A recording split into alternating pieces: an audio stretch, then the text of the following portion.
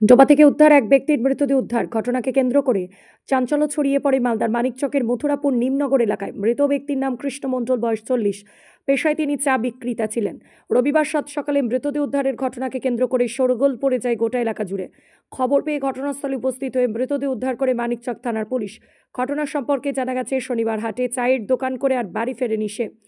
পরিবারের সদস্যরা বিভিন্ন জায়গায় খোঁজাখুঁজি করেও সারা রাত কিন্তু কোনো খোঁজ পাননি। এর মধ্যে রবিবার সকাল নাগাদ স্থানীয় এক পথচারী রাস্তার ধারের একটি সাইকেলে পড়ে থাকতে দেখে সন্দেহ হয়। এরপরই দেখেন পুকুরের মধ্যে ভাসমান অবস্থায় রয়েছে এক মৃতদেহ, যা দেখে একেবারে হইচই পড়ে যায় এলাকা জুড়ে।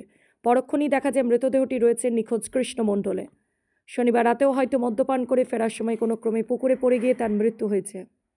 ছিল শনিবারে কালকে হাট করেছিল, তো রাত্রে কোথায় থেকে এসেছিল, তো এখানে ডোবা পুকুরে পাওয়া গেছে। এখানে কি অবস্থায় ছিল?